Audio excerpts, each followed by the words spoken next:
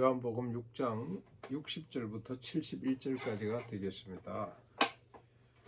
먼저 60절 보면 기적을 보고 따르는 많은 사람들이 있었죠. 예수님이 또 예루살렘 올라가셔서 많은 표적을 행하시는데 많은 사람이 그 표적을 보고 따라다닙니다. 그때 예수님이 뒤돌아보시고 무리들을 향해서 너희들이 나를 따르면 육신의 떡을 먹고 배부름 때문인데, 특별히 500여의 기적이죠. 500여의 기적을 보고 많은 사람이 따라다니는데, 내가 줄 진짜 양식이 있다. 그러면서 내 살을 먹고 내 피를 마시라고 말씀을 하셨습니다. 그러자 무리가 다 떠나고 제자들만 남았죠. 제자들인데 이 제자들도 예수님을 멀찍이 따르는 12 제자를 포함해서 많은 제자들이 따르게 되었습니다. 그런데 이제 그 따르던 제자들 중에서 서로 이야기를 합니다. 이 말씀이 어렵다. 사람의 자기 살을 먹고 자기 피를 마시라고 하는 사람이 누가 있냐? 그게 무슨 영시하고 무슨 상관이 있냐? 이런 식으로 이제 수군거리기 시작을 합니다. 주님의 살을 먹고 피를 마시는 일은 즉 생명을 얻는 일이죠. 생명을 얻는 일은 인간적으로 도무지 이해할 수가 없는 일입니다. 이해 정도가 아니고요. 이걸 자꾸 강조하면 어떻습니까? 기분이 나쁘죠. 인간에 대한 모독이기도 합니다. 아니, 상식적으로 합리적으로 이해가 되는 걸 믿으라 그래야 되지. 이해가 도무지 되지 않은 걸 믿으라 그러면 이거 되겠습니까?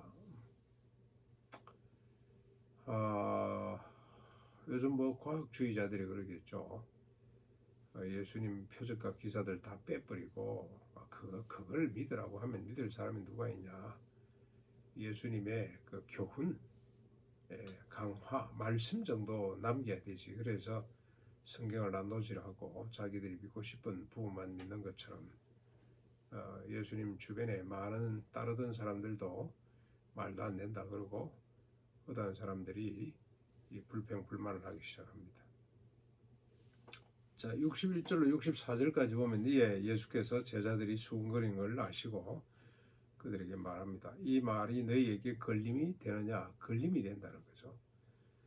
불쾌하게 생각되느냐? 그러면 인자가 이전에 있던 곳으로 올라가는 것을 본다면 어떻게 하겠느냐? 주님이 성천하실 이야기를 합니다. 그렇죠? 내가 하늘로 올라가는 걸 보면 너희들이 그때는 믿겠냐? 내가 지금 하늘의 이야기를 해도 너희들이 믿지 못하고 땅의 이야기도 믿지 못하는데 하늘의 이야기를 어떻게 믿겠냐? 근데 내가 하늘로 올라가는 걸 보면 내 말을 믿을 수 있겠느냐? 살리는 것은 영이니 육은 무익하다. 내가 지금 영의 이야기를 하고 있다. 내가 너희에게 이런 말은 영이요 생명이라. 그러나 너희 중에 믿지 아니하는 자들이 있다. 이렇게 말씀하시면 예수께서 믿지 않는 자가 누구며 자기를 팔 자가 누구인지부터 처음부터 알았기 때문에 이런 말씀을 하시는 거죠. 아무튼 주님의 살과 피를 먹고 마시는 일, 다시 말하면 영생을 얻는 것은 하늘 이야기입니다. 하늘 이야기. 그래서 주님이 성천하실 때 비로소 제자들이 알게 되는 이야기입니다. 그 전에는 인간의 힘으로는 도무지 알 수가 없는 일입니다. 주님이 가시고 성령님이 오셔야 이해가 되는 그런 이야기죠. 그러나 주님이 성천을 보기도 전에 떠나버리고 죽음을 선택한 자가 있게 되는 겁니다.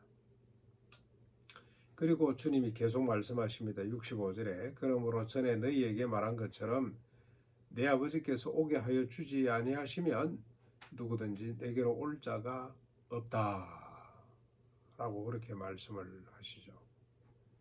예수를 믿고 따르는 것, 사람의 지성이나 의지로 되는 일이 결코 아니죠. 하나님이 믿게 하고 따르게 해주셔야만이 되는 일입니다. 이걸 하나님의 은혜라고 그러죠. 하나님의 은혜. 하나님이 은혜 주셔. 그 은혜 주신다는 게 뭐냐? 지성적으로 깨닫고 의지적으로 행하게 하는 것. 이게 하나님의 은혜죠. 그래서 어거스틴은 우리가 믿는 것조차도 하나님의 선행 은총이다. 하나님 먼저 은혜를 주셔야만이 우리가 믿을 수 있고 또 의지적으로 따를 수가 있다라고 이야기를 했습니다. 전적으로 하나님의 은혜입니다. 오늘 우리가 예수를 십자가 부활을 예수님의 살과 피를 먹고 마시는 우리가 성찬의식을 행하는데 이거 하나님의 은혜의 징표입니다. 우리 의지적으로는 그 무슨 의미가 있노? 그 뭐 왜 저러노?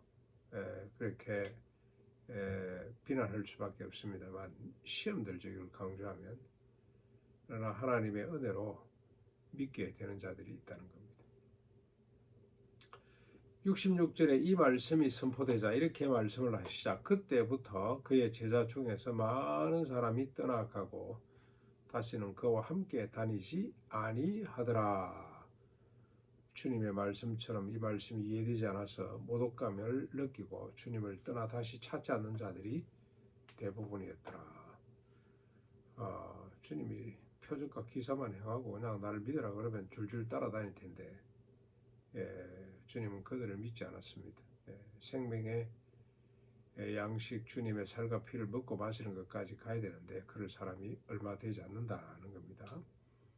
67절에 예수께서 12 제자에게 묻습니다. 너희도 가르느냐? 그랬더니 시몬 베드로가 대답합니다. 주여 생명의 말씀이 주께 있고 그러니 우리가 누구에게로 가겠습니까? 우리가 주는 하나님의 거룩하신 자인 줄 믿고 알았습니다. 라고 답을 합니다. 참 멋있는 고백 같습니다만은 지금까지 바친 시간과 물질이 생각이 나서 소위 속된 말로 본전 생각이 나서 주님을 못 떠나는 거죠.